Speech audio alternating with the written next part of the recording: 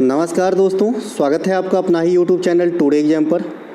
दोस्तों, सबसे पहले आप सभी को गुड़ी पाड़वा की हार्दिक शुभकामनाएं। आप सभी को पता होगा कि हम इंडिया में नववर्ष अलग अलग स्टेट में अलग अलग नाम से मनाते हैं। साथ ही मकर संक्रांति का भी सेम फंडा है। मकर संक्रांति भी अलग अलग जगह पे अलग अलग नाम से जाना जाता है। ये कोई विशेष बड़ी बात नहीं है, कई बार मैं आपको बता चुका हूँ और मैं ना बताऊँ फिर भी आप जानते होंगे। चलिए शुरू करते हैं आज का ये क्लास, है ना। आज हम एनटीपीसी सीरीज़ में क्लास नंबर 5 को देखेंगे। इससे पहले हमने आपको 4 क्लास करा दिया है। साथ ही जो भी बच्चे कंटेंट बाय करे हैं उनको कंटेंट की पीडीएफ भी व्हाट्सएप ग्रुप में दे दी गई है। आशा करते हैं कि आप देख समझ रहे होंगे और वीडियो देखने के बाद साथ में रिवीजन करते हुए पूर्ण रूप से तैयार करते हुए चल रहे होंगे, ताकि अंतिम समय में आपके ऊपर बर्डन ना बने।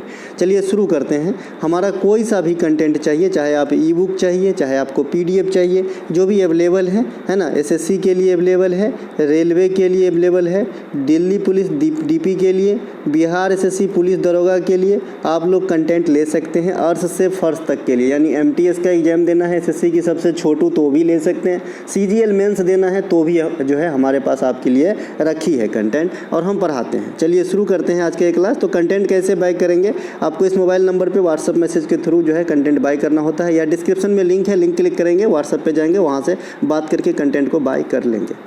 देखिए, एक प्रश्न के कई सारे एक्स्ट्रा फैक्ट होते हैं और ये एक्स्ट्रा फैक्ट आपको अच्छे से कवर करते चलना है, तभी आपको पूर्ण रूप से जो है हमारी क्लास की फ़ायदा हो पाएगी।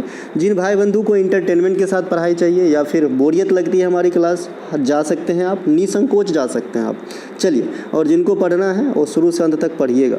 पहला जो हमारा प्रश्न है, निम्न में से कौन सा परजीवी पौधा का उदाहरण है ना। देखिए, परजीवी किसे कहते हैं, इसको अंग्रेजी में अपन पैरासाइट कहते हैं। और कुछ साल पहले एक मूवी आई थी पैरासाइट, दक्षिण कोरियन मूवी थी और बहुत ज़्यादा नाम कमाया था। तो परजीवी का मतलब होता है कि दूसरे पे डिपेंड रहने वाला, अपने भोजन या फिर जीवन यापन के लिए दूसरे पे डिपेंड रहने वाले को ही परजीवी कहते हैं, पैरासाइट कहते हैं। इसके सबसे छोटा और सबसे कॉमन उदाहरण अगर आप देखें तो आपके माथा में जो जू है, जू मतलब ढील, गांव घर में ढील होते हैं, काले कलर की जू होते हैं, माथा बाल के अंदर छुपे रहते हैं। वो आपका खून पी रहा है, बदले में आपको क्या दे रहा है, कुछ भी नहीं दे रहा है। तो ऐसे जीव को क्या कहते हैं, परजीवी कहते हैं। तो वो तो जीव हो गया, यहाँ पे परजीवी पौधे की बात हो रही है सर, तो कसकूटा हो जाएगा, कसकूटा।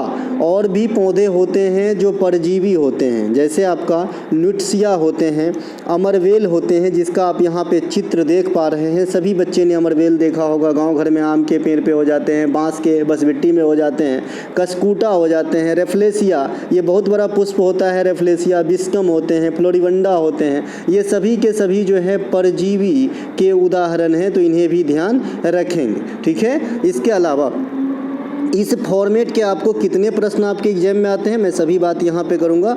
ईमानदारी से दिल थाम के अच्छे से पढ़िए।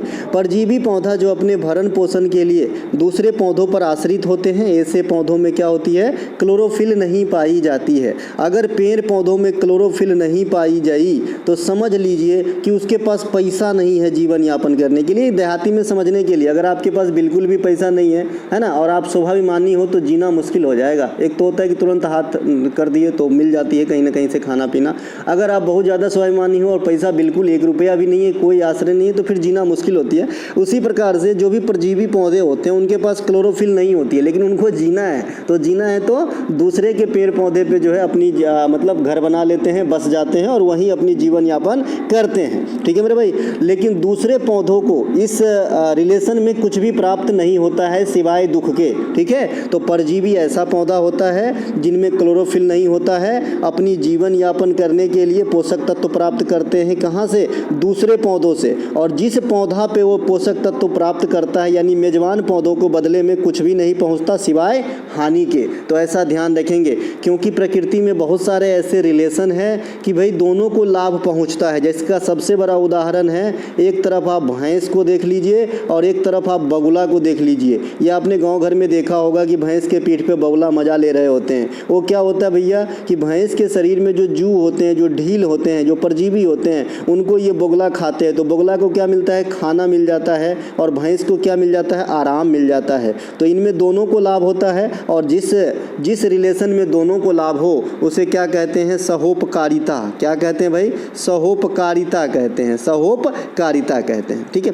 अब एक होते हैं भैया मृतोपजीवी। ये मृतोपजीवी क्या होते हैं, जैसे अभी आपने परजीवी देखा वैसे ही मृतोपजीवी होते हैं, लेकिन ये थोड़ा सा डिफरेंट होते हैं। ये आपके स्वतंत्र रूप से भी पनप सकते हैं। एक क्वेश्चन इसीलिए एसएससी आपके एग्जाम में करता है कि कवक उगने के लिए कौन कौन से स्थान जो है उपयुक्त हैं। तो कवक आपका चट्टान पे उग सकता है, कवक आपके मिट्टी पे उग सकते हैं, कवक आपके पेड़ पे उग सकते हैं, है ना।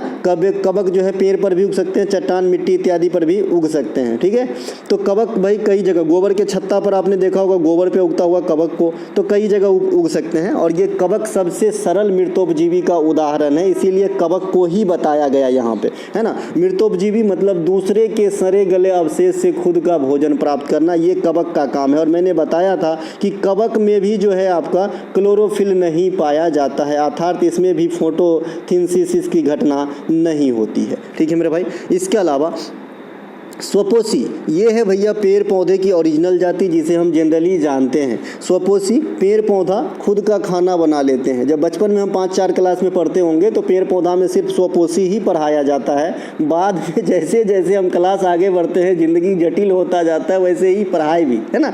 तो यहाँ पे स्वपोषी के अलावा हमें परपोषी, मृतोपजीवी और भी क्या क्या पढ़ना पड़ता है। तो स्वपोषी जो है ये क्या होता है, ये खुद का भोजन बनाता है, अर्थात ऐसा पेड़ पौधा जिसमें क्लोरोफिल पाए जाते हैं और ये अपना भोजन निर्माण के लिए फोटोसिंथेसिस की प्रक्रिया कर लेते हैं और किसी दूसरे पे डिपेंड नहीं होते हैं, उसे स्वपोषी कहते हैं, जैसे आम, जामुन इत्यादि। बिछुआ और नेटल, ये लिखना जरूरी है क्योंकि ये रेलवे ने पिछले 3 साल में 2 बार पूछा है कि भाई बिछुआ और नेटल के पौधों के पत्ते में कौन सी एसिड पाई जाती है। तो ये मेथोनोइक अम्ल पाई जाती है। मेथोनोइक अम्ल को अपन फॉर्मिक एसिड भी कहते हैं। यही फॉर्मिक एसिड आपके चींटी और बिच्छू के डंक में भी पाए जाते हैं, है ना। चींटी, बिच्छू या फिर कोई भी कीड़ा मकोड़ा, इनके डंक में भी पाए जाएंगे और इस पौधे में भी पाए जाते हैं। ये पौधा लगभग सभी ने देखा होगा, पहले हमने भी देखे थे, बांस के पास ज़्यादा पाया जाता है। इस पौधे में जो है इनका जो पत्ता होता है इसमें ऐसे रोया निकला होता है, जो दिखता तो नहीं है लेकिन जैसे ही आप छुएंगे आपके अंदर जो है चुभ जाएगा और बहुत कड़क जलन देता है ना। गाँव घर में इसे कवछुआ बोला जाता है, हमारे इधर, आपके इधर क्या बोले जाते होंगे पता नहीं।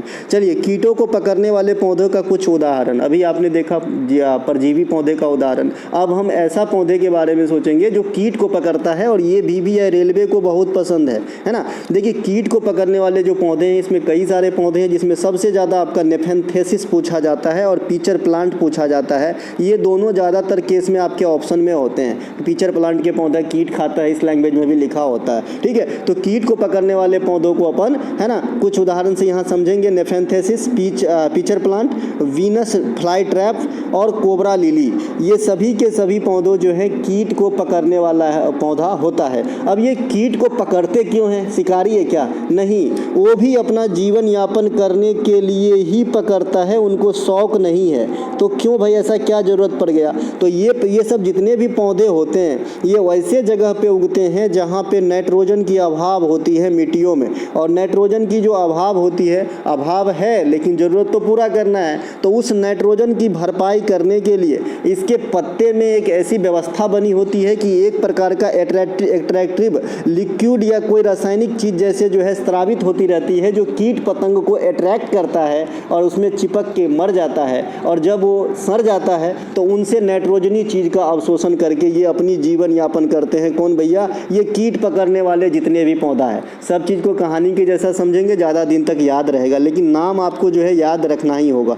इसके अलावा भारत के मेघालय एक ऐसा स्टेट है, और मेघालय के अलावा इंडोनेशिया वगैरह में भी ये चीज़ पाए जाते हैं। घटपर्णी का पौधा जो है ये कीट भक्षी पौधा का उदाहरण है, जो भारत के मेघालय में पाए जाएंगे। इसको मैंने अलग से लिखा है, ठीक है। इनके अलावा जो यूट्रिकुलेरिया वगैरह भी पौधों जो है इस सब में आ जाएंगे, इसी प्रकार के होते हैं। इसके अलावा कीट भक्षी पौधा नाइट्रोजन अभाव युक्त मिट्टी में पाए जाते हैं और ज़रूरतों को पूरा करने के लिए जो है उनके कैराकस से नाइट्रोजनी चीज़ को ग्रहण करते हैं, अवशोषण करते हैं। करते हैं जब वो मर जाते हैं कीड़े मकोड़े। यही चीज़ मैंने मौखिक रूप से बताया, जो यहाँ लिखित रूप से लिखे हैं। देखिए भैया, ये है पैरासीटामोल 500, ये मेरा पहला ई बुक था, है ना। और इनकी जो है काफ़ी ज़्यादा मार्केट में नाम आप सब भी सुने ही होंगे, है ना। तो ये आप ले सकते हैं। ये दिल्ली पुलिस, एसएससी इत्यादि में फाउंडेशन बनाने का काम करेगा, है ना। इसके अलावा ये मार्क बूस्टर है, ये इंडिया के बैंकिंग एग्जाम को छोड़ के किसी अन्य एग्जाम के लिए मार्क बूस्ट का काम करता है। ये एसएससी की 36 सीरीज है, जिसमें 24 क्लास हुई है। इसमें हाई लेवल की मेंस वगैरह जो बच्चे औसत से बहुत ज़्यादा ऊपर है उनके लिए है। और ये परीक्षा दर्पण है। इस सीरीज़ को स्टार्ट होने से पहले ही मैंने बताया था कि ये रेलवे की जो सीरीज़ है अभी हाल में ही समाप्त हुई है। और इसमें जो मैंने पढ़ा दिया वो मैं इस वाले सीरीज़ में जो अभी आप देख रहे हैं नहीं पढ़ाऊँगा। तो परीक्षा दर्पण सभी को कवर जरूर कर लेना है। प्ले लिस्ट की लिंक भी दी गई है डिस्क्रिप्शन में इनके वीडियो की, है ना। और आप चाहे तो कंटेंट भी ले सकते हैं। महाराष्ट्र सरकार पर्यटन को बढ़ावा देने के लिए प्रतिवर्ष किस महीने में एलिफेंटा महोत्सव का आयोजन करते हैं? देखिए, एलिफेंटा महोत्सव महाराष्ट्र में होती है और ये फरवरी महीने में होती है ना, ताकि पर्यटन व्यवस्था को जो है बढ़ावा मिले, है ना। अब एलिफेंटा महोत्सव का आयोजन महाराष्ट्र में फरवरी में तो हो गया। अब देखिए, एलिफेंटा महाराष्ट्र में गुफा भी है। तो अब जो है इसको करंट वाले प्रचलन से हम थोड़ा एनिशिएंट में ले जा रहे हैं। तो आइए समझते हैं महाराष्ट्र की सभी गुफाओं को बढ़िया से। महाराष्ट्र में एलिफेंटा का गुफा भी स्थित है। यहाँ त्रिमूर्ति का कला की भव्यता देखने को मिलेगी। और ये एलिफेंटा आपके कहाँ पे है? अरब सागर में है, जहाँ गेटवे ऑफ इंडिया से आपको बाय बोट जाना होता है समुद्र में। आधा 45 मिनट की जो है रास्ता है नाव से, मैं गया हूँ, है ना। इनके अलावा महाराष्ट्र के अन्य गुफाओं में अजंता की गुफाएं भी प्रमुख हैं। अजंता की गुफाएं से 3 बात याद रखेंगे। अजंता की गुफाएं महाराष्ट्र में हैं। अजंता की गुफाएं का जो संरक्षण है ये वाकाटक राजवंश से प्राप्त था। अजंता की गुफाएं में 29 गुफाएं हैं, है ना। और अजंता की गुफाएं में जातक की कहानी की वर्णित या चित्रित किए गए हैं। ये 3-4 बात जो निकल के आया, ये आपके लिए अजंता की गुफा से क्वेश्चन एग्जाम में बनते हैं। बहुत पुराना चावल हूँ, क्या क्वेश्चन बनता है वो भी बताता हूँ, बस आप पढ़िए मन से, ठीक है। देखिए, वाकाटक राजवंश की संरक्षण प्राप्त हुआ। अजंता की गुफा महाराष्ट्र में है, 29 गुफाएं हैं और जातक की कहानी उद्धत है। बस इतना सा याद रखना है। और जैसे ही जातक आपने देख लिया तो आप समझ गए कि जातक का रिलेशन किस धर्म से है, तो बौद्ध धर्म से है। त्रिपिटक का रिलेशन किस धर्म से है, तो बौद्ध धर्म से है। मतलब अजंता की जो गुफा में जितने भी गुफाएं हैं 29 के 29 सभी के सभी बौद्ध धर्म से संबंधित है। तो 5 बात निकल के आया। अगली बात है कि भाई जो विदेशी हमारे यहाँ बहुत सारे प्राचीन काल में आए, उनमें बहुत पॉपुलर है फहियान और हेनसांग। सबसे पहले ये किसके काल में आया ये पूछा जाता है। तो एक चंद्रगुप्त सेकेंड के काल में आया था फहियान, इसे विक्रमादित्य भी कहते हैं। और एक आपका हर्षवर्धन के काल में आए थे। कौन? हर्षवर्धन के काल में आया था आपका हेनसांग। ये दोनों ने अपने यात्रा वृत्तांत में अजंता की गुफा का वर्णन जो है दर्शाया है, ठीक है। जो हेनसांग है, इनके जो यात्रा वृत्तांत जो लिखे गए हैं उनका सियुकी नाम है, ये भी पूछे जाते हैं आपके एग्जाम में। और हेनसांग को यात्रियों का राजकुमार कहा जाता है, ये भी पूछा जाता है आपके एग्जाम में। और हेनसांग जो है दक्षिण भारत की यात्रा भी किए थे, ये भी पूछा जाता है आपके एग्जाम में। और नालंदा विश्वविद्यालय से रिलेशन भी रखे थे, ये भी पूछा जाता है एग्जाम में। दोनों के दोनों चाइनीज थे। चलते हैं आगे। महाराष्ट्र के अन्य प्रमुख गुफाओं में आएंगे तो एलोरा की गुफा आपको मिलेगा। एलोरा की गुफा से 4 बात याद रखनी है। एलोरा की गुफा महाराष्ट्र में है। एलोरा की गुफाओं में कुल 34 गुफाएं हैं, जिनमें तीनों धर्म, यानी है तो हिंदू धर्म का ही पार्ट, लेकिन तीनों धर्म कहेंगे, हिंदू, बौद्ध और जैन, तीनों धर्म से संबंधित बातों को दर्शाया गया है। इसके अलावा एलोरा की में जो स्थित है कैलासा मंदिर, कैलासा मंदिर को बनाने का जो है श्रेय जाता है राष्ट्रकूट शासक कृष्ण प्रथम को। अर्थात जैसे मैंने अभी आपको बताया कि भाई अजंता की गुफाएं का संरक्षण कहेगा तो वाकाटक करना है, उसी प्रकार से अगर एलोरा का कहे तो आपको जो है राष्ट्रकूट वंश आंसर लगाना है। राष्ट्रकूट वंश के संस्थापक कौन थे? दंती दुर्गा। और इसकी राजधानी कहाँ हुआ करती थी? मान्यखेत। तो दोनों बात ध्यान रखेंगे। एक त्रिपक्षीय संघर्ष का जो है जिक्र है आपके इतिहास में, तो यहाँ से आपसे क्वेश्चन पूछता है कि त्रिपक्षीय संघर्ष किसके किसके बीच हुआ था? तो पाल, प्रतिहार और राष्ट्रकूट के बीच हुआ था। यहाँ पे मैं तीनों की जो है संस्थापक का नाम अगर बताऊँ तो पाल का हो जाता है भैया गोपाल, पाल का क्या हो जाता है अपना गोपाल। और प्रतिहार का क्या हो जाता है? नागभट्ट प्रथम, नागभट्ट द्वितीय हो जाएगा, माफ़ कीजिएगा। इनके अलावा राष्ट्रकूट का कौन सा हो जाता है? ये दंती दुर्गा, ठीक है। तो ये तीनों की जो है प्रथम शासक कहिए या फाउंडर कहिए। महाराष्ट्र के अन्य गुफाओं में अगर आप आएंगे, अच्छा ये जो त्रिपक्षीय संघर्ष हुआ था ये किस मामले पे हुआ था? तो आप कहेंगे त्रिपक्षीय संघर्ष जो है ये हुआ था कन्नौज के मामले पे, ठीक है, कन्नौज के मामले पे हुआ हुआ था। ठीक है, महाराष्ट्र के अन्य गुफाओं में आएंगे तो कार्ला का गुफा, पांडव लेनी का गुफा ये आपके महाराष्ट्र में है, कन्हेरी का गुफा ये भी महाराष्ट्र में है। ठीक है, तो ये सब ध्यान रखेंगे। 2027 में कुंभ मेला महाराष्ट्र के नासिक में त्र्यंबकेश्वर में लगेंगे, तो ये भी ध्यान रखना है। अब देखिए, जैसा प्रश्न था वैसा मिलता जुलता फैक्ट। हम्पी महोत्सव कहाँ पे होता है? अभी आपने एलिफेंटा महोत्सव देखा था।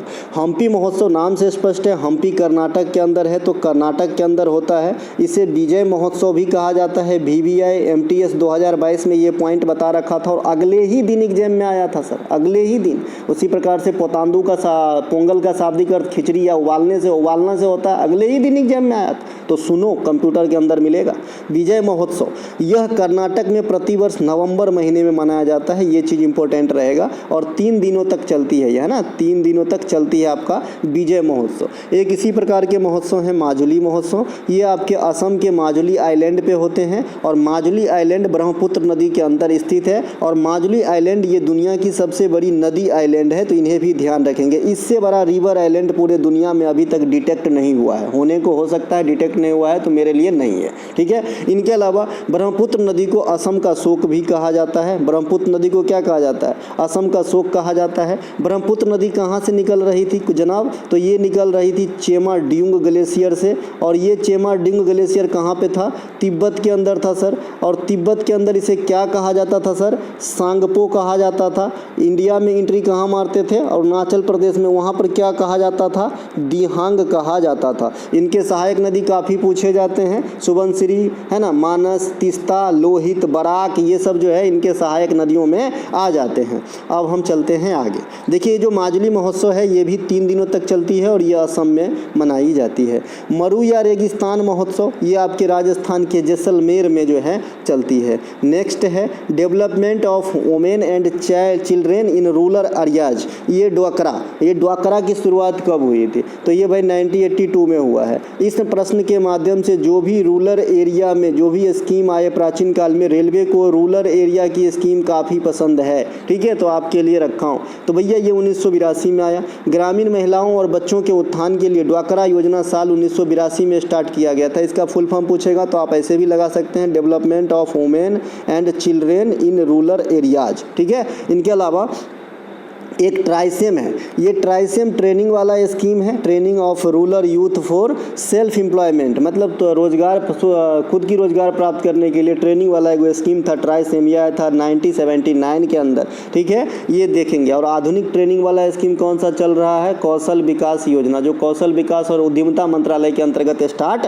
किया गया था। इनके अलावा काम के बदले अनाज कार्यक्रम की शुरुआत ये 2004 में आया था। काम के बदले अनाज कार्यक्रम की शुरुआत जो है 2004 में आया था। एक अन्नपूर्णा योजना है, ये गरीबी रेखा के नीचे जो BPL परिवार है उन पे एप्लीकेबल होता है और ये स्टार्ट हुए थे 2000 ईस्वी में। तो अन्नपूर्णा योजना को भी ध्यान रखना है, काफ़ी पूछे जाते हैं।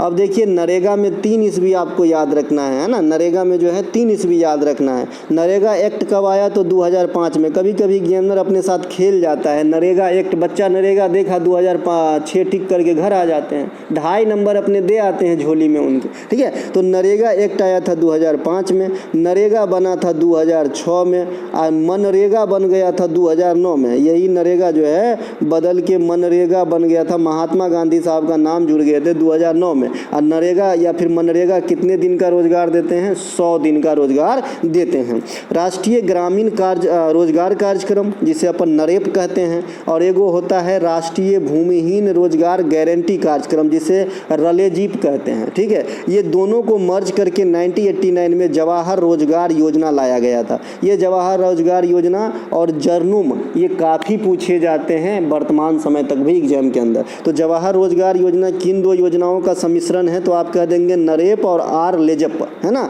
इन दोनों का सम्मिश्रण है, 1989 में बना। फिर इसी योजना का नाम बदलकर 1999 में जवाहर ग्राम समृद्धि योजना कर दिया गया। तो इन योजना का भी इतिहास आपको थोड़ा सा ध्यान में रखना चाहिए। ये चीज़ यहाँ लिखा हूँ, जवाहर रोजगार योजना का नाम परिवर्तन 1999 के अंदर कर दिया गया और इसका नाम जवाहर ग्राम समृद्धि योजना रखा गया। एक भैया ये जर्नुम जिसका मैं बात बोल रहा था, JNNURM, जनुरुम है ना, इसका फुल फॉर्म पूछा जाता है। Jawaharlal Nehru national urban renewal mission होता है और इसके ऑप्शन में जो यूनिवर्सिटी है ना, ये यूनिवर्सिटी वाला इस यू का मतलब यूनिवर्सिटी बीच में कर देता है, तो वहीं पे जो है गड़बड़ करके दिया रहता है। ठीक है, तो इसको देख लीजिए, Jawaharlal Nehru national urban renewal mission होता है और इसकी शुरुआत 2005 में करा गया था। इसके अलावा देखिए एक पूरा मॉडल है जो 2023 के SSC MTS ने भी इसको पूछा था, पूरा मॉडल, और जब FRBM एक्ट पूछा था उसी के साथ मैंने एक्स्ट्रा फैक्ट में ये पूरा मॉडल दिया हूँ 57 वाली सीरीज में। बहुत ज़्यादा दिन का चीज़ याद रहता है मुझे, है ना, तो आप जाके वेरीफाई कर सकते हो, मेरी एक भी बात कहीं झूठ हो जाए तो बेधधक मेरे को बता सकते हो। ठीक है, ये FRBM एक्ट जो मैंने आपको बताया था 2003 में आया, ठीक है, तो इसी के साथ ये पूरा मॉडल बताया था और एग्जाम में आए थे, तो आपके एग्जाम में भी आ सकते हैं पूरा मॉडल। ये भी ग्रामीण चीज़ को जो है रखा है, providing urban amenities in rural area, और ये सुझाव जो है महान संत आदमी है ना, स्वर्गीय APJ अब्दुल कलाम साहब की देन है। ठीक है, तो इन्होंने भी ध्यान रखेंगे, 2003 में ये भी आया था। तो पूरा मॉडल FRBM ये सब के सब जो है 2003 की बात हो रही है। इनके अलावा एक फेरा और फेमा बताया था ना, रिप्लेस कर दिया फेरा को फेमा, है ना, ये भी ध्यान रखना। 18वां लोकसभा चुनाव में प्रोटम स्पीकर के रूप में किसे नियुक्त किया गया था? देखिए प्रोटम स्पीकर एक ऐसा स्पीकर होता है जो जनरली कॉमन बच्चा पढ़ते ही नहीं है, क्योंकि उनका रोल तभी तक होता है जब तक मेन स्पीकर का सिलेक्शन नहीं हो जाता है लोकसभा में, और जैसे ही मेन स्पीकर का चुनाव हुआ फिर इनकी जो है कोई वैल्यू ज़्यादा रह नहीं जाती, इसीलिए हम नहीं पढ़ते, लेकिन पढ़ना जरूरी है। 18वीं लोकसभा चुनाव में प्रोटम स्पीकर के रूप में भरथरी महताब को चुना गया था। कौन थे भैया? भरथरी महताब थे, चुना नहीं नियुक्त किया गया था। मैं इस पे बात करूंगा कि क्यों चुना नहीं नियुक्त। ठीक है, आइए, प्रोटम स्पीकर की नियुक्ति होती है सर, इसीलिए चुना नहीं गया था, और ये आर्टिकल है 95/1 95 के 1 के अनुसार प्रोटम स्पीकर की नियुक्ति भारत के राष्ट्रपति के द्वारा किया जाता है। प्रोटम शब्द का अर्थ होता है फिलहाल तक या फिलहाल के लिए, है ना, ये फिलहाल के लिए या फिलहाल तक होता है प्रोटम शब्द का शाब्दिक अर्थ।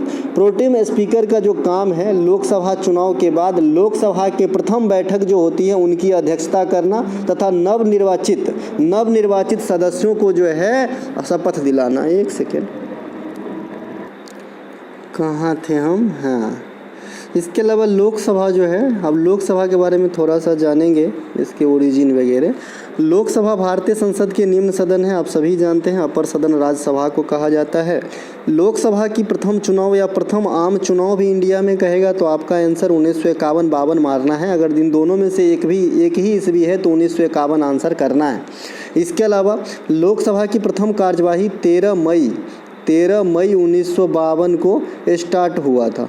तो अगर आपसे पूछता है कि लोकसभा अस्तित्व में कब आया तो 13 मई 1952, लोकसभा की प्रथम चुनाव कब हुई तो 1951-52। ठीक है, इसके अलावा प्रथम अध्यक्ष कौन रहे लोकसभा के अंदर? गणेश वासुदेव मावलकर, और मैंने बताया था सबसे अधिक दिन तक लोकसभा में अध्यक्षता करने का रिकॉर्ड बलराम जाखड़ साहब के नाम है, और प्रथम महिला मीरा कुमार जी हैं जिन्होंने लोकसभा में अध्यक्षता दी थी। लोकसभा में सदस्यों की न्यूनतम एज अगर आपको एंट्री चाहिए तो 25 वर्ष होना चाहिए। साधारण अवस्था में लोकसभा का कार्यकाल 5 वर्षों का होता है। इसको जो है विरोध करते हुए क्वेश्चन और क्रिएट हो जाता है कि लोकसभा का कार्यकाल कितनी बार बढ़ाई गई है, तो आप कहते हो 1 बार बढ़ाई गई है। ये कब बढ़ाई गई थी? 42वां संविधान संशोधन में संसदीय कार्य को जो है 1 साल के लिए बढ़ा दिया गया था, यानी लोकसभा का कार्यकाल 6 वर्षों के लिए कर दिया गया था। हालांकि पुनः इसे बाद में जो है वापस कर लिया गया और फिर से 5 वर्ष कर दिया गया।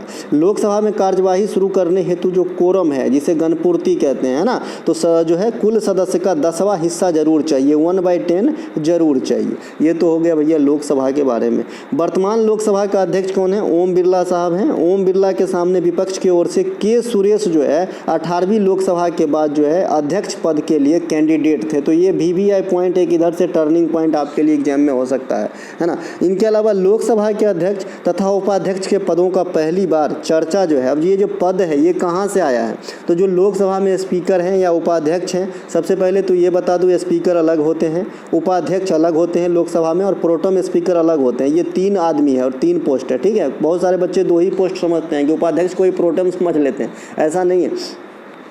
लोकसभा में अध्यक्ष तथा उपाध्यक्ष के पदों की बहाली मतलब जो पहली बार चर्च देखने को मिला, ये मोंटेग्यू चेम्सफोर्ड योजना जो 1919 में आया था, है ना, इसमें देखने को मिलता है। लेकिन वहाँ पर इस पोस्ट का नाम अलग होता है। इस पोस्ट का नाम क्या रहता है? प्रेसिडेंट और डिप्टी प्रेसिडेंट रहता है, डिप्टी प्रेसिडेंट, ठीक है। बाद में आधुनिक स्वरूप में स्पीकर तथा उपाध्यक्ष जो नाम है ये आपका भारत सरकार अधिनियम 1935 में किया गया था।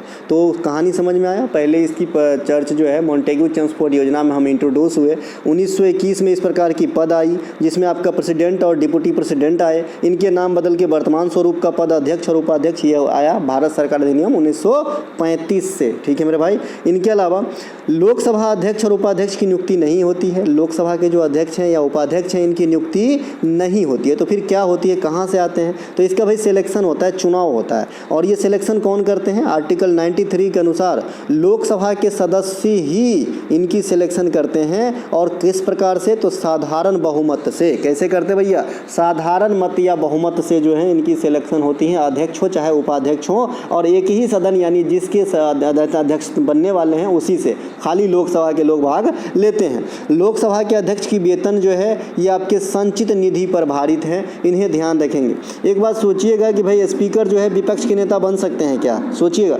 इनके अलावा अच्छा लग रहा है तो लाइक भी कीजिएगा, है ना। लोकसभा के अध्यक्ष की शक्तियों में अब इनके पास पावर क्या क्या है ये देख लेते हैं। संसद के संयुक्त अधिवेशन की अध्यक्षता करना, ये आप बचपन से पढ़ते आ रहे हैं, है ना। लोकसभा में भारतीय संविधान का अंतिम व्याख्याकर्ता कहलाते हैं, है ना। अब जैसे कि लोकसभा में संविधान की अंतिम व्याख्याकर्ता स्पीकर को अपन समझते हैं, अध्यक्ष को समझते हैं। वैसे ही अगर इसी क्वेश्चन से मैं यहाँ पे लोकसभा शब्द काट दूँ और में शब्द काट दूँ और फिर यहाँ से यहाँ तक अगर आप पढ़ें भारतीय संविधान का अंतिम व्याख्याकर्ता कौन है, तो आप क्या कहेंगे? सुप्रीम कोर्ट आंसर करना है। भारतीय संविधान के अंतिम व्याख्याकर्ता उससे बड़ा कोई नहीं है, सुप्रीम कोर्ट। लेकिन लोकसभा के अंदर है ना कौन भैया? अध्यक्ष। समझ में आया। गणपूर्ति की कमी होने पर सदन का स्थगन कर सकते हैं, रोक सकते हैं कार्यवाही को। गणपूर्ति जो मैंने अभी बताया था, कुल सदस्य का 10वां हिस्सा से अगर कम है तो ये चाहे तो स्थगित कर सकते हैं। कोई विधेयक धन विधेयक है या नहीं, इस पर अंतिम निर्णय किसका होता है? यही होता है, स्पीकर का होता है। सांसदों की अयोग्यता होगा, यहाँ पे योग्यता नहीं अयोग्यता, अयोग्य ठहराने की शक्ति है इनके पास, अयोग्यता संबंधित शक्ति उन्हें प्राप्त है, ठीक है। तो यहाँ मिस्टेक है, मैं सही करके दूंगा। संसद के ज्वाइंट सीटिंग बुलाते कौन है? तो ज्वाइंट सीटिंग बुलाते हैं आर्टिकल 108 के अनुसार राष्ट्रपति साहब, ठीक है। संयुक्त बैठक की अध्यक्षता, इसे VVI कर लेंगे जो मैं अभी पॉइंट डिस्कस करने जा रहा हूँ। संयुक्त बैठक की अध्यक्षता यूँ तो स्पीकर करते हैं, स्पीकर की अनुपस्थिति में उपाध्यक्ष करते हैं। अगर उपाध्यक्ष भी ना रहे तो उपसभापति राज्यसभा करते हैं, ठीक है भाई। राज्यसभा के उपसभापति करते हैं, क्योंकि राज्यसभा का जो पदेन सभापति होते हैं वो तो भारत के वाइस प्रेसिडेंट होते हैं। इससे भी आप अंदाजा लगा सकते हैं, ठीक है भाई। इनके अलावा स्पीकर अपना त्यागपत्र किसे देते हैं? उपाध्यक्ष को देंगे, है ना। और लोकसभा के जो स्पीकर हैं इसे हटाया जा सकता है आर्टिकल 94 के अनुसार प्रभावी बहुमत से। देखिए सिलेक्शन हो रहा था साधारण बहुमत से, लेकिन हटाए जाएंगे प्रभावी बहुमत से, ठीक है। नेक्स्ट है भारतीय वाइल्ड लाइफ प्रोटेक्शन एक्ट 1972 के अंतर्गत कितनी अनुसूची शामिल है? तो 6 गो अनुसूची शामिल है। अब 1 से लौके 6 गो अनुसूची है। इसे अपने याद रखने के तौर पे बता दूं कि जो चीज़ जो उपबंध 1 में किया गया है वो उपबंध उससे थोड़ा कम स्ट्रिक्टली 2 में किया होगा और उससे थोड़ा कम स्ट्रिक्ट जो है प्रोविज़न 3 में रखा होगा। मतलब जैसे जैसे अनुसूची या फिर जो भी कहिए शेड्यूल कह सकते हैं, जैसे जैसे 1 से 6 तक बढ़ेगा, मतलब 1 के तुलना में 6 जो है ईजी यहाँ पे दंड वगैरह का प्रावधान होगा। समझ में आएगा कि नहीं? पहला वाला अनुसूची पढ़ेंगे अच्छे से समझ में आएगा। पहला अनुसूची में यहाँ पे लिखा हूँ, इनमें उन प्राणियों को शामिल किया जाता है जो लुप्त प्राय है। अगर इन पे ध्यान नहीं दिया गया तो ये पूर्णतः विलुप्त हो जाएंगे। ठीक है, जिन्हें सर्वाधिक संरक्षण की आवश्यकता है जैसे हिम तेंदुआ, काला हिरन, और अगर इनको आप क्षति पहुंचाए तो इनके लिए पनिशमेंट भी जो है हाई लेवल की है। ठीक है, हाइयर पनिशेबल ऑफेंस है ये। ठीक है भाई, ध्यान रहेगा कि नहीं रहेगा। उसी प्रकार से अगर शेड्यूल 2 में जो चीज़ वर्णित है उसको अगर आप क्षति पहुंचाएंगे तो शेड्यूल 1 से कम जो है आपको सज़ा मिलेगी। 3 में करेंगे तो 2 से कम सज़ा होगी, मतलब थोड़ा थोड़ा ढिलाई आगे चलता रहता है। अब ये जो वन्य जीव संरक्षण अधिनियम है ये क्या है, जंगली जानवर, जंगली पेड़ पौधों इत्यादि के संरक्षण के लिए आवास इत्यादि को जो है देखभाल होने के लिए कानूनी ढांचा प्रदान करता है। नहीं तो भाई आए दिन सबको पता है जिम कार्बेट में बहुत शेर है और सॉरी बाघ है, चलो एक को टपका देते हैं, तो कोई भी बहुत है, एक से एक लोग है भाई, है ना। तो ऐसा नहीं कर सकते, ये बंधित है इस कानून के तहत, है। ठीक है, तो ये ध्यान रखेंगे। इनके अलावा भारत सरकार द्वारा वन्य जीव संरक्षण हेतु अमृता देवी बिश्नोई पुरस्कार दिए जाते हैं 2013 से। अब ये अमृता देवी जो हैं सबसे पहले ये राजस्थान से संबंधित है और राजस्थान में खेजड़ी के वृक्ष के जो है प्रोटेक्शन के लिए ये आगे आई थी और ये इन्हीं के नाम पे भारत सरकार जो है वन्य जीव संरक्षण हेतु अवार्ड भी देते हैं। ये क्वेश्चन और आता है बिश्नोई समाज कहाँ से संबंधित है, तो आप कहते हो राजस्थान से संबंधित है, ये बात भी ध्यान रखेंगे।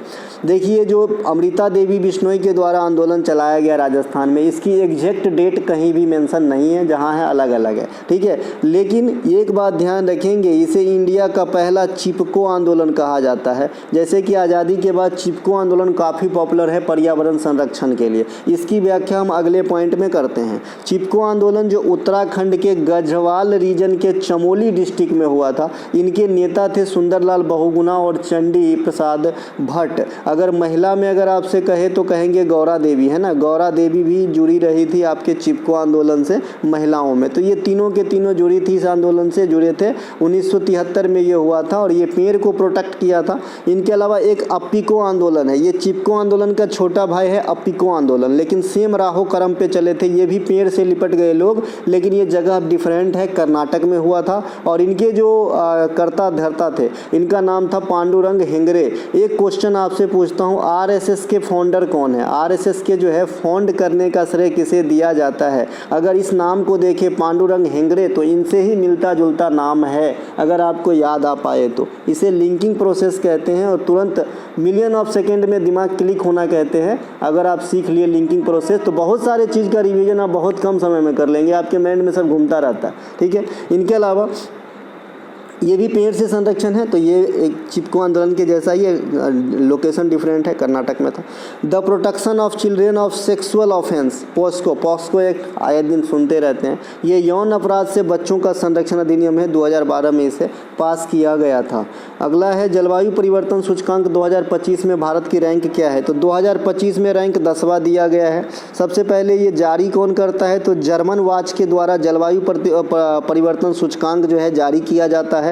2025 के लिए भारत को 10वां स्थान, 2024 के लिए भारत को 7वां स्थान, 2023 के लिए भारत को 8वां स्थान दिया गया था। ये काफ़ी पूछे जाते हैं। ग्लोबल हंगर इंडेक्स भूखमरी वाला 2024 में भारत को 105वां स्थान दिया गया है और इसको मतलब कौन जारी करता है, तो कर्नल वर्ल्ड वाइड और वर्ल्ड हंगर हिल्फ इस प्रकार के संस्था का नाम है, इनके द्वारा जारी करी जाती है। विपो ये सभी जानते हैं, विश्व बौद्धिक संपदा है ना संगठन, इनके द्वारा जारी किया जाता है वैश्विक नवाचार सूचकांक। 2024 में भारत को मिला था 39वां स्थान, इन्हें ध्यान रखेंगे। UNDP united national development programme के द्वारा जो है विश्व अलैंगिक समानता सूचकांक जारी किया जाता है। 2024 के लिए भारत को 108वां स्थान दिया गया है ना। HDI इंडेक्स जो है ये भी यूएनडीपी जारी करते हैं। 2023-24 के लिए भारत को जो है 134वां स्थान दिया गया है और इनका SDG स्कोर था 0.644। ये भी आपके एग्जाम में पूछे जाते हैं।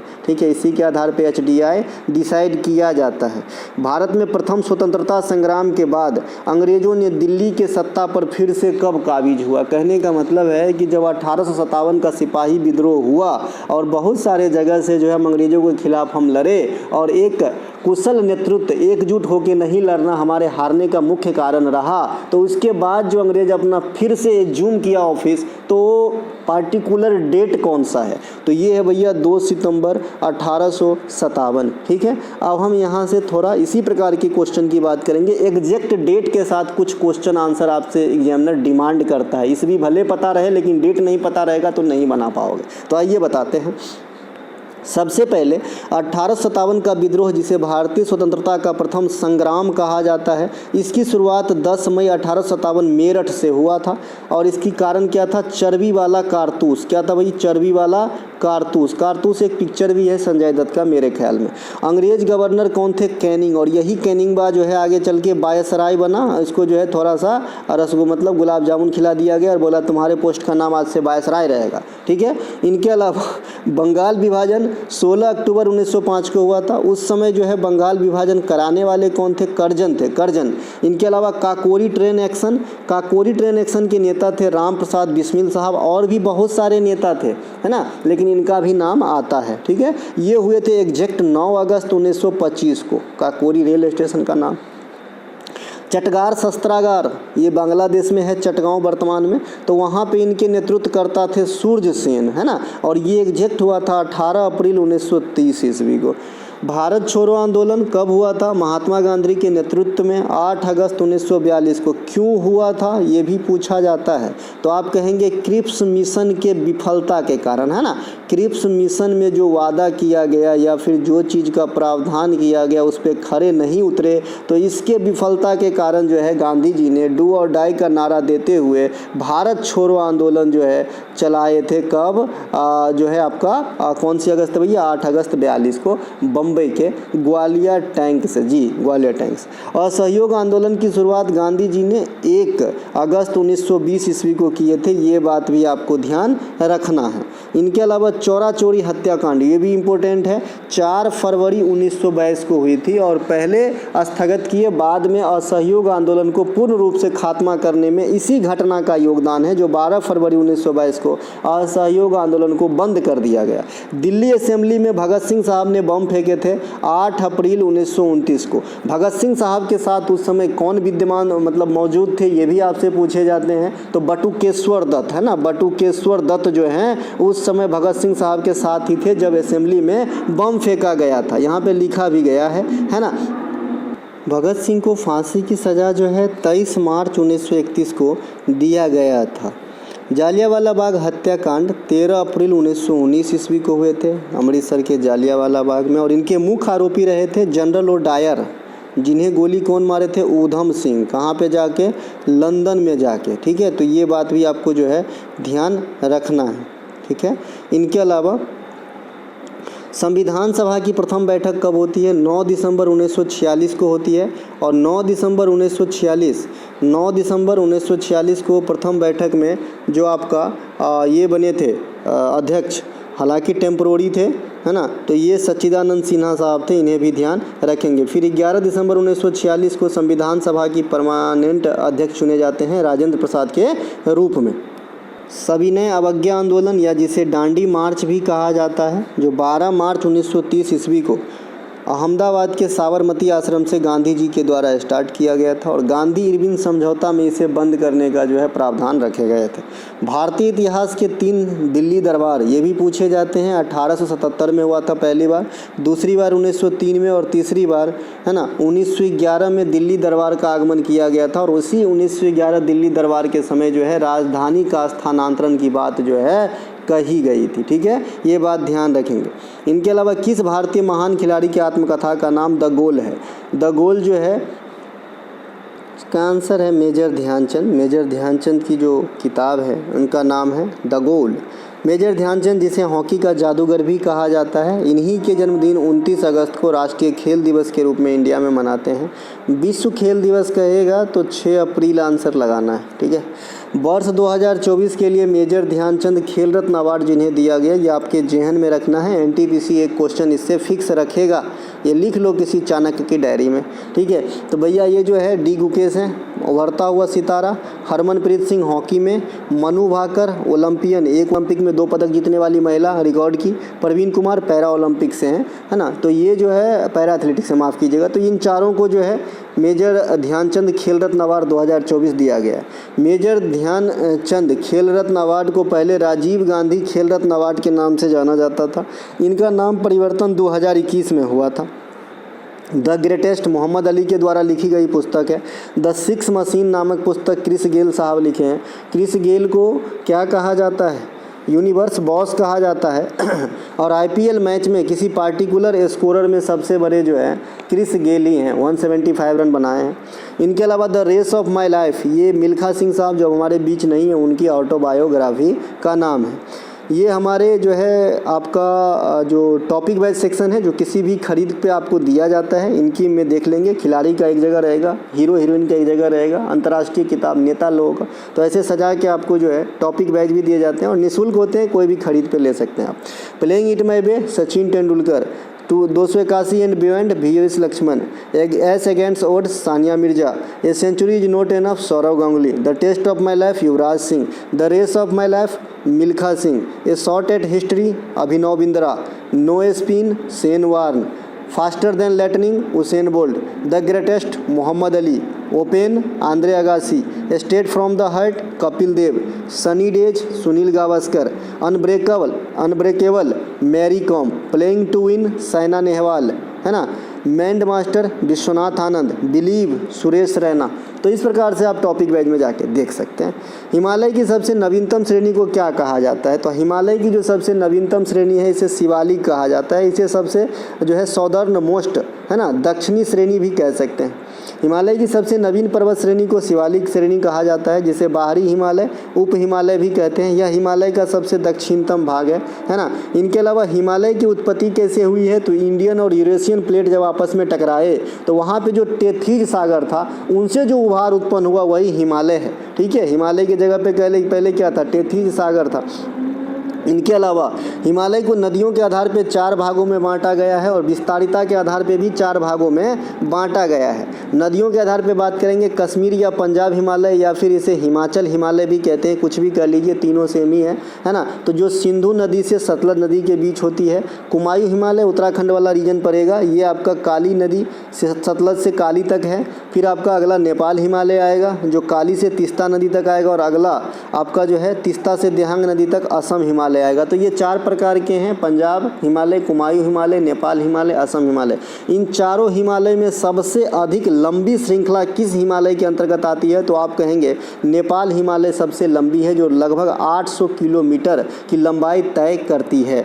इनके अलावा हिमालय में अन्नपूर्णा, जो नेपाल हिमालय है, इसमें अन्नपूर्णा, धौलागिरी, गोसाईनाथ, कंचनजंगा इत्यादि पर्वत शामिल है। अब देखिए, कंचनजंगा जो है ये है तो इंडिया में सिक्किम के अंदर है, और इसकी हाइट भी याद रखना है, 85-86 मीटर होते हैं। और ये इंडिया का पूर्ण रूप से जो अपना पीक है, जो सबसे हाइट में ज़्यादा है, कंचनजंगा सिक्किम के अंदर। ठीक है, तो ये जो है नेपाल हिमालय का भाग है। बहुत सारे बच्चे शिवालिक लगा देते हैं, है ना, या फिर कुमायूं लगा देते हैं, तो ये गलती ये हो जाएगा एकदम। ठीक है, इनके अलावा नेपाल हिमालय में पड़ता है। हिमालय को 4 विभिन्न भागों में बांटे गए हैं, जो नीचे दिया गया है ना। अब देखिए, ये नदियों के आधार पे था पहले, अब यहाँ पे आते हैं अलग ही आधार है। ट्रांस हिमालय या परा हिमालय, या सबसे पहला जहाँ से स्टार्ट हुआ था उत्तरवारी साइड से, वो हिमालय कह लीजिए। यह दुनिया की जो है ना, यहाँ पे दूसरी सबसे ऊंची चोटी मौजूद है, गॉडविन ऑस्टिन, इसी हिमालय में है गॉडविन ऑस्टिन। ठीक है, बृहद हिमालय, इसे हिमाद्री भी कहा जाता है। कई बार तो बस इसी से क्वेश्चन एग्जामिनर पूछ लेता है टुस्क से, है ना, कि भाई बृहद हिमालय को और क्या कहा जाता है? बृहद हिमालय, इसे महान हिमालय भी कहते हैं ना, महान हिमालय भी कहते हैं, महान हिमालय भी कहेंगे, और आप इसे जो है हिमाद्री भी कहते हैं। तो कई सारे नाम हैं। ये दुनिया की सबसे ऊंची चोटी माउंट एवरेस्ट जो है ना, इसी हिमालय में है। किसमें? बृहद हिमालय में। माउंट एवरेस्ट की ऊंचाई कितनी है? माउंट एवरेस्ट की ऊंचाई कितनी है? 8850 मीटर है। और ओवरऑल हिमालय की औसत ऊंचाई कितनी है? तो 6100 मीटर है। दोनों बात ध्यान रखेंगे, है ना। मध्य हिमालय, इसे लघु हिमालय भी कहा जाता है। मध्य हिमालय को लघु हिमालय भी कहा जाता है। यह महान हिमालय के दक्षिण में स्थित है। प्रसिद्ध पीर पंजाल श्रेणी इसी हिमालय का भाग है। इसी हिमालय में, है ना, इसी हिमालय में ढालों पर पाए जाने वाली घास के मैदान या फिर घास की जो समतल जगह होती है उसे मर्ग या बुग्याल या प्यार कहा जाता है। अलग अलग जगह पे अलग अलग नाम है। मर्ग जैसे गुलमर्ग वगैरह जम्मू में जाएंगे, बुग्याल उत्तराखंड वगैरह में कहलाते हैं। शिवालिक इसे सबसे बाहरी हिमालय कहा जाता है या सबसे दक्षिणतम हिमालय या सबसे नवीनतम हिमालय भी कहा जाता है। ये रहा भैया हिमालय में जो मैंने अभी 4 बताए हैं। यहाँ से क्वेश्चन किस रूप में आते हैं कि फला हिमालय के दक्षिण में कौन से हिमालय हैं, फला हिमालय के उत्तर में कौन से हिमालय हैं। तो आपको ये वाला याद रहेगा तभी आप बना पाओगे। देखिए ये जो सबसे लाल वाली पट्टी है ना, ये लाल वाली पट्टी यहाँ पे कहाँ गया, ये वाला है ना, लाल वाली, हरा वाली और ये ब्लू वाली, ये 3 प्रकार की पट्टी है। आप इसे स्क्रीनशॉट लेके बढ़िया से समझिए, है ना, और तब आप खुद ही आपके दिमाग में फिट हो जाएगा कि कौन से हिमालय के दक्षिण इधर होता है साउथ, ये नॉर्थ है, और ये आपका वेस्ट है, और ये आपका ईस्ट है। आपसे स्क्रीनशॉट लेंगे, यहाँ से अच्छे से समझ में आएगी कौन से हिमालय के दक्षिण उत्तर में कौन क्या है। थोड़ा बहुत मेहनत आप भी कर लो, क्या टाइम पास करूँ, क्योंकि यहाँ पर तो लिखा ही है सब कुछ, और नीचे मीनिंग भी लिखा है, आप सहूलियत के लिए इसे भी पकड़ सकते हैं। हिमालय नवीन बलित पर्वत का उदाहरण है, ये भी डायरेक्ट पूछा जाता है कैसे है, तो न्यू फोल्डेड माउंटेन का उदाहरण है। विश्व की सबसे ऊंची चोटी माउंट एवरेस्ट नेपाल में सागरमाथा कहलाते हिमालय का ही पार्ट है, जिसका नाम भारत के महान सर्वेक्षक जॉर्ज एवरेस्ट के नाम पे रखा गया था, माउंट एवरेस्ट का नाम, है ना। कौशल के अनुसार रोजगार में असंगत किस प्रकार के बेरोजगारी का उदाहरण है। मान लीजिए जैसा काम है वैसा स्किल नहीं है आपके पास, तो ये जो असंगतता पैदा हुआ है ना, तो ये किस प्रकार की बेरोजगारी का उदाहरण है, तो संरचनात्मक बेरोजगारी का उदाहरण है। एक आपका प्रच्छन्न बेरोजगारी होता है। यह एक ऐसी स्थिति होती है जिसमें आवश्यकता से ज़्यादा लोग एक ही काम में लगे होते हैं, ऐसे को प्रच्छन्न बेरोजगारी या छुपा हुआ बेरोजगारी कहा जाता है। और इस प्रकार की बेरोजगारी आपके असंगठित क्षेत्र में देखने को मिलते हैं। कई बार बता चुका हूं कि ये बेरोजगारी को अपन कैसे समझेंगे। मान लीजिए किसी गांव में एक बिस्किट की फैक्ट्री है, वहाँ पे 10 आदमी काम कर रहे हैं और 100 पैकेट बिस्किट रोज़ प्रोडक्शन करते हैं, है ना। मान लीजिए एक आदमी की क्षमता है 20 पैकेट बनाने का, तो भाई 5 आदमी में काम हो जाता है, लेकिन लगे हैं 10, क्योंकि उन आदमी के पास दूसरा कोई चारा होता ही नहीं है, दूसरा कोई काम होता ही नहीं है। तो नाम के लिए तो रोजगार में रहते हैं, लेकिन अपने क्षमता के अनुसार परफॉर्म नहीं कर पा रहे होते हैं सोर्स के अभाव में। तो ऐसे छुपे हुए बेरोजगारी को प्रच्छन्न बेरोजगारी कहते हैं। तो ये सीधे सीधे शब्द जो है आवश्यकता से ज़्यादा लोगों का लगा होना किसी फॉर्म में, इसको ऐसे समझेंगे तभी समझ में आएगा। इनके अलावा चक्रीय बेरोजगारी क्या होता है। देखिए चक्रीय बेरोजगारी क्या होता है, अर्थव्यवस्था में जो उतार चढ़ाव आती है इससे जो बेरोजगारी उत्पन्न होती है उसे हम चक्रीय बेरोजगारी कहेंगे। ये तो एकदम सिंपल सी हो गई। और चक्रीय बेरोजगारी ज़्यादातर पूंजीपति इलाके में देखने को मिलता है, पूंजीवादी अर्थव्यवस्था में देखने को मिलता है। घर्षणात्मक बीमारी बेरोजगारी क्या होता है, या घर्षण बेरोजगारी क्या होता है। देखिए घर्षण बेरोजगारी ऐसा बेरोजगारी है, मान लीजिए कि आप जो है ना, आप MTS हैं, आप जो हैं MTS हैं और आप CGL की तैयारी कर रहे हैं, ठीक है। एक कॉमन सा एग्जांपल है। ये बेरोजगारी ऐसा है जब कोई वर्कर एक नौकरी करते हुए दूसरी बेहतर नौकरी की तलाश कर रहे हो। यह दोनों नौकरियों के बीच का जो समय अंतराल है, अब इसको रिजाइन देंगे, है ना, और जो कुछ समय लगेगा मान लीजिए वो जो तो मतलब ये दोनों नौकरियों के बीच का जो समय अंतराल है वो उसके कारण जो आपका बेरोजगारी उत्पन्न हो रहा है उसे अपन कहेंगे घर्षणात्मक या स्वैच्छिक बेरोजगारी। इस वाले बेरोजगारी में रोजगार की अभाव नहीं होती है। ये क्वेश्चन आपसे पूछा जाता है कि निम्नलिखित में से कौन से बेरोजगारी में रोजगार का अभाव न होते हुए भी बेरोजगारी है। तो ये आपका स्वैच्छिक बेरोजगारी या घर्षणात्मक बेरोजगारी। ये बेरोजगारी की भाई बढ़िया बेहतर की तलाश में जो है ना, बेहतर की तलाश के कारण उत्पन्न होता है। इतना सिंपल सी बात ध्यान रखना है ना, कि भाई एक करते हुए दूसरे की तलाश के कारण जो उत्पन्न होती है बेरोजगारी उसे अपन क्या कहते हैं, घर्षणात्मक या फिर स्वैच्छिक। इनके अलावा मौसमी बेरोजगारी, यह ग्रामीण खेतीहर में होते हैं। साल के एक फिक्स्ड समय होते हैं जहाँ पे ये चीज़ फिर से लौट के आते हैं और उस समय जो है उस खेती करने वाले के पास कोई काम नहीं होते हैं, तो उसे अपन मौसमी बेरोजगारी कहते हैं। तकनीकी बेरोजगारी है ना, जो भैया प्रौद्योगिकी या फिर जो मशीनरी आ जाने की वजह से लोगों की रोजगार छिन गई, जो बेरोजगारी उत्पन्न हुई उसे अपन तकनीकी बेरोजगारी कहेंगे। किन 2 बैंकों का विलय यूनियन बैंक ऑफ इंडिया में किया गया था। देखिए यूनियन बैंक ऑफ इंडिया में आंध्रा बैंक और कॉरपोरेशन बैंक का विलय कर दिया गया था। पंजाब नेशनल बैंक और पंजाब नेशनल बैंक में यूनाइटेड बैंक ऑफ कॉमर्स तथा ओरिएंटल बैंक, माफ़ कीजिएगा, यूनाइटेड बैंक ऑफ इंडिया तथा ओरिएंटल बैंक ऑफ कॉमर्स दोनों का विलय किया गया था। बैंक ऑफ बड़ौदा में आपका विजया बैंक और देना बैंक को मर्ज कर दिया गया है, यानी तीनों मिला के एक हो गए हैं, bank of Baroda. Canara bank में सिंडिकेट बैंक का जो है विलय कर दिया गया है। इंडियन बैंक में इलाहाबाद बैंक का विलय हो गया है। इस प्रकार आप देखेंगे कि अब सार्वजनिक क्षेत्र के बैंक 18 से घट के मात्र 12 रह गए हैं, जिसमें SBI सबसे बड़े बैंक है सार्वजनिक क्षेत्र के, ध्यान रखेंगे। इसके अलावा कुछ MFI कंपनी की बात कर लें तो हाल में ही AU small finance bank Fincare small finance bank का विलय किया है, यानी अब जो है AU स्मॉल फाइनेंस बैंक के अंदर ही फिनकेयर मर्ज हो गया है। इनके अलावा भारत में पहली बार बैंकों का राष्ट्रीयकरण जो है 1969 में इंदिरा गांधी के समय चतुर्थ पंचवर्षीय योजना के दौरान किया गया था 14 प्रमुख बैंकों का। फिर दूसरी बार 1980 में इंदिरा गांधी के समय ही, है ना, 6 बैंकों का और किया गया। NSSO तथा जो राष्ट्रीय नमूना सर्वेक्षण है और CSO सांख्यिकी कार्यालय, इन दोनों को मर्ज करके एकल संस्था बनाया गया NSO, जिसका नाम है क्या, राष्ट्रीय सांख्यिकी कार्यालय। तो ये भी जो है ध्यान रखेंगे। General agreement on tariff and trade, जिसे अपन GATT कहते हैं, 1 जनवरी 1995 को GATT का स्थान ले लिया WTO, वर्ल्ड ट्रेड ऑर्गेनाइजेशन। ठीक है, ये ध्यान रखेंगे। एक बार क्वेश्चन पूछा गया कि क्या भारत विश्व व्यापार संगठन की सहयोगी मतलब संस्थापक देश में शामिल है, तो आप कहते हो हाँ, ये संस्थापक देश में शामिल रहा था भारत। ठीक है भाई।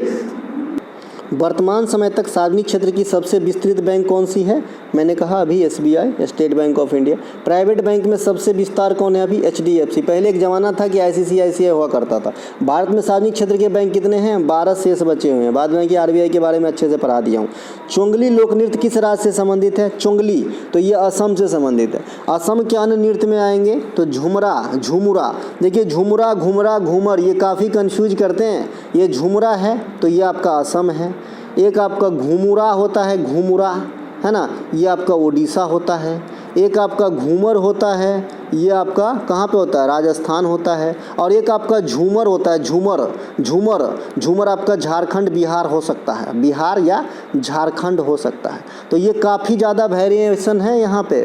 घुमुरा रहेगा घरसुकार महरसुकार रा तो उड़ीसा, खाली घूमर रहेगा तो राजस्थान, झूमर रहेगा तो झारखंड बिहार, और झुमुरा रहेगा तो असम। समझ में? महाराष्ट्र, तबल चुंगली, देखिए तबल चुंगली भी कन्फ्यूजन क्रिएट कर रहा है। तबल चुंगली, एगो है थबल चुंगवा, थबल चुंगवा भी है एगो, थबल चुंगवा। थबल चुंगवा मणिपुर का नृत्य है, जो याओसांग फेस्टिवल, जो होली के जैसा त्यौहार है मणिपुर में, 5 दिनों तक चलती है, उनके अवसर पे ये नृत्य किया जाता है। और यहाँ पे है तबल चुंगली। ये तबल चुंगली नृत्य जो है असम में होती है। नट पूजा असम में होती है। कानोई असम में, ओजापाली असम में, बागुरम्बा असम में, बिछुआ भी होता है, नहीं लिखा क्या, बिछुआ भी होगा। खेल गोपाल, कली गोपाल, बिहू, सत्रिया, ये सभी के सभी असम के हैं। ठीक है, तो जो आपके कन्फ्यूजन वाले हैं वो मैंने बता दिया है। इनके अलावा देखिए यहाँ पे नोट करके लिख दिया हूँ, थबल चुंगवा नृत्य मणिपुर से संबंधित है, जिसे मणिपुर का प्रमुख त्यौहार याओसांग, जो 5 दिनों तक चलती है, इनके अवसर पे करी जाती है और ये होली के जैसा त्यौहार होता है। सत्रिया सबसे आधुनिक शास्त्रीय नृत्य है। इसे शुरू करने का श्रेय वैष्णव संत शंकर देव को दिया जाता है। शास्त्रीय नृत्य कितने हैं वर्तमान समय तक? 8 है। कोई 6 को बोल रहे हो तो हाफ शास्त्रीय नृत्य है ना, हाफ क्लासिकल डांस का दर्जा दिया गया है 6 को, जो 3 जगह होता है, झारखंड और उड़ीसा और पश्चिम बंगाल में। ठीक है, तो 8 को शास्त्रीय नृत्य है। इनके अलावा जो ये जो नृत्य है, ये जो शास्त्रीय नृत्य है, यह भक्ति आंदोलन से प्रेरित है। इस नृत्य के अधिकांश कलाकार के सरनेम क्या होते हैं? बोरबयान होते हैं, सैकिया होते हैं और गोस्वामी होते हैं। ये क्लू से आप पकड़ लेंगे, है ना। जैसे कि मैंने बताया था कि रेड्डी सरनेम कुचिपुड़ी में रहते हैं ज़्यादातर, राधा रेड्डी, राजा रेड्डी, दीपिका रेड्डी, गद्दाम पद्मजा रेड्डी, है ना। और जो महाराज सरनेम है ये कथक में रहते हैं, है ना। इसके अलावा सैकिया, बोरबयान और गोस्वामी जो है ये आपके सत्रिया में रहते हैं।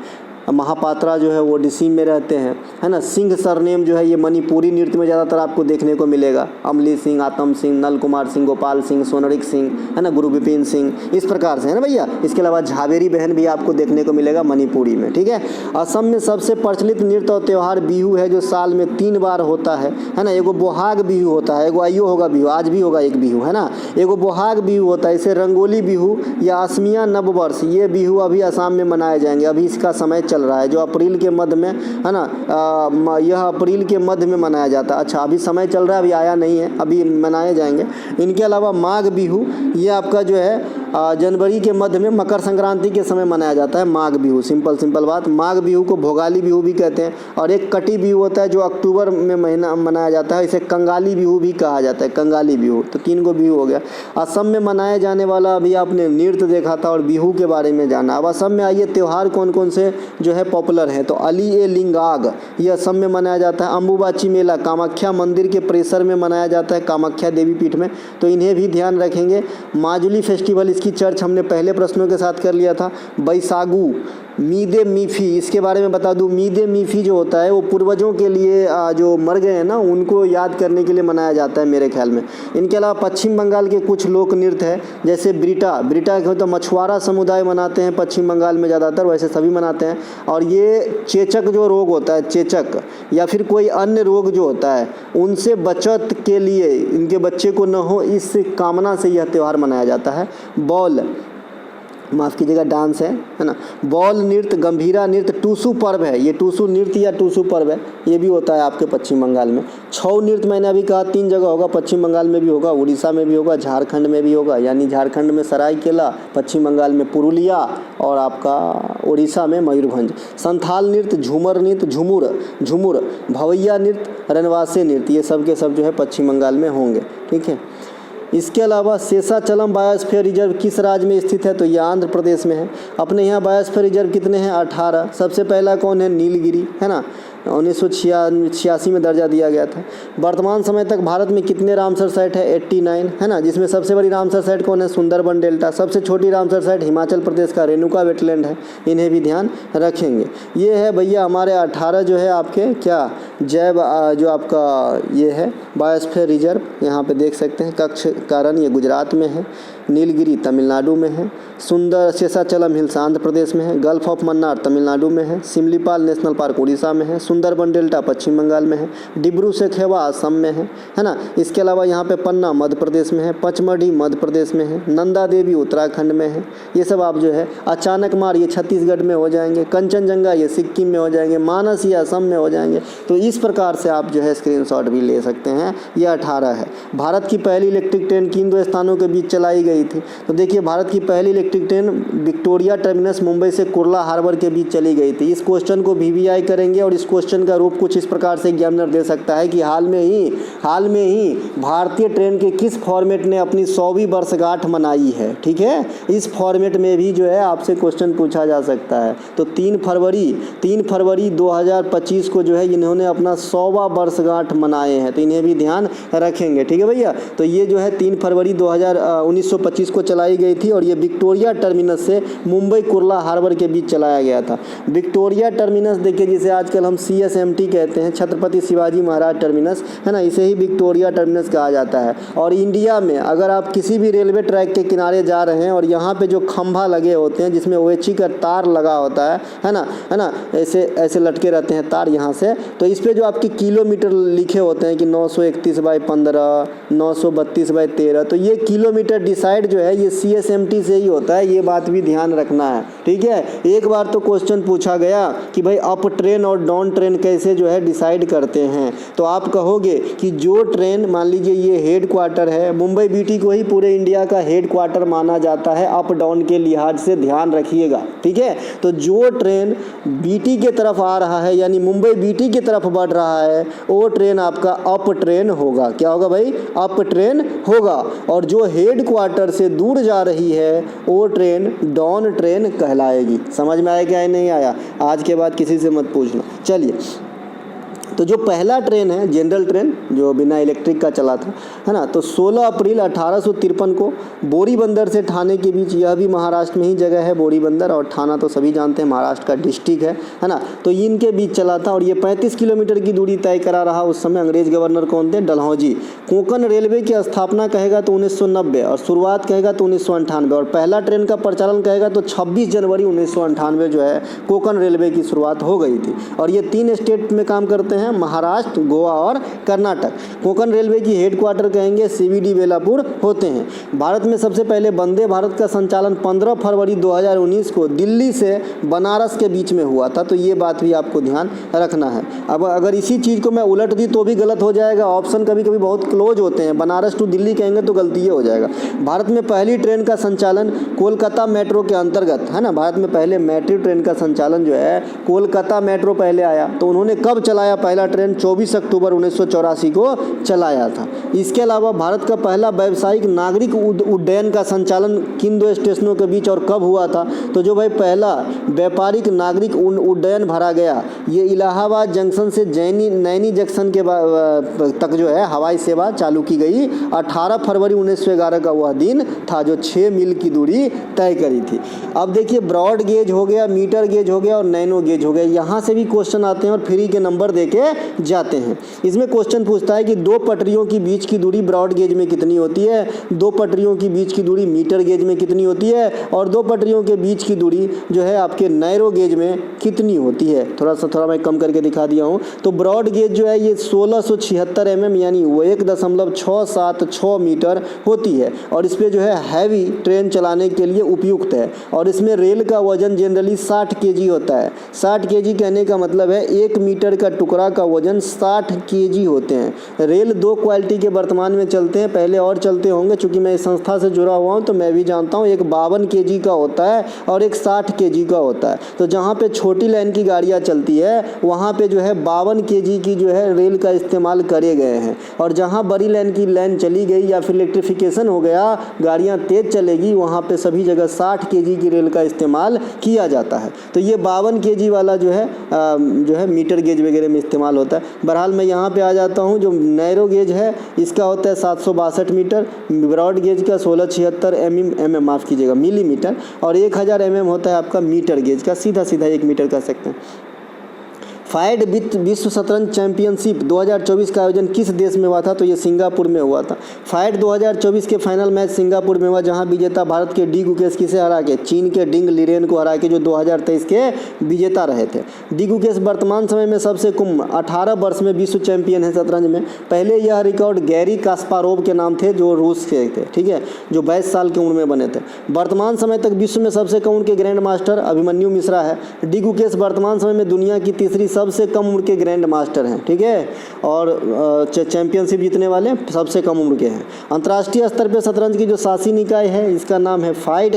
स्थापना 1924 पेरिस में हुआ था। हेडक्वार्टर इसके पेरिस न होकर लुसाने में है। फाइड का फुल फॉर्म भी पूछा जाता है फेडरेशन इंटरनेशनल डेस एक्सचेंज एचएक्स, है ना।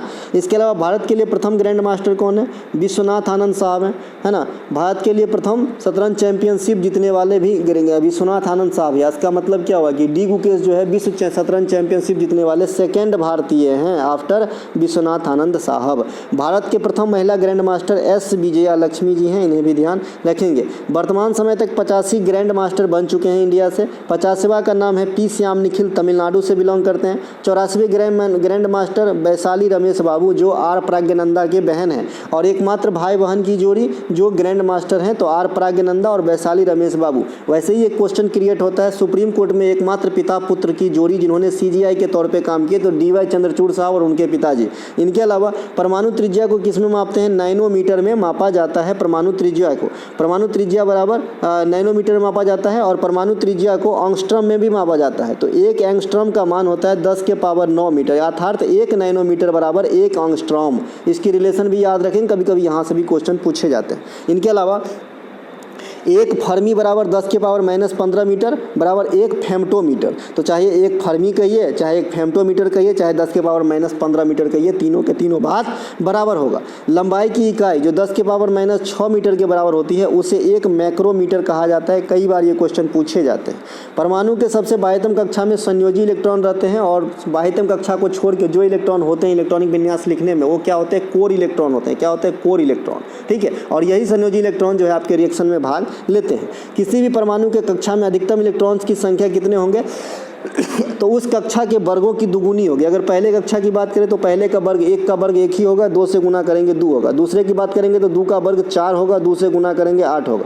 तीसरे कक्षा की बात करेंगे 3 का वर्ग 9 होगा, 2 से गुना करेंगे 18 होगा। तो इस प्रकार से परमाणु त्रिज्या बाएं से दाएं जाती है ना, परमाणु त्रिज्या बाएं से दाएं घट जाती है और आवर्त सारणी में आवर्त में ऊपर से नीचे जाने पे बढ़ जाती है। ठीक है, अगर आप ग्रुप में बाएं से दाएं जाएंगे, एक सेकेंड, परमाणु त्रिज्या बाएं से दाएं घट जाती है और आवर्त सारणी में आवर्त में ऊपर से नीचे, अच्छा आवर्त में अगर बाएं से दाएं चलेंगे, इस प्रकार चलेंगे तो घटता जाएगा और ऊपर से नीचे आएंगे तो बढ़ता जाएगा। समझ में आया?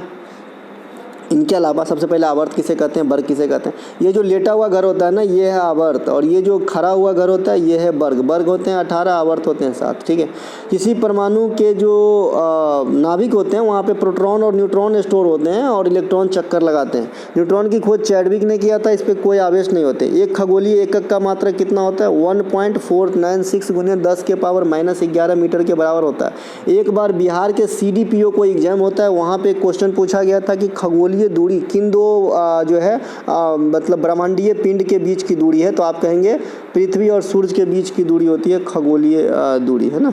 इसके अलावा मोदी मंत्रिमंडल 3.0 में युवा मंत्रालय के मंत्री कौन है? मनसुख मांडविया साहब। मनसुख मांडविया वर्तमान में श्रम रोजगार मंत्री भी हैं और युवा मंत्रालय के मंत्री भी हैं, इन्हें भी ध्यान रखेंगे।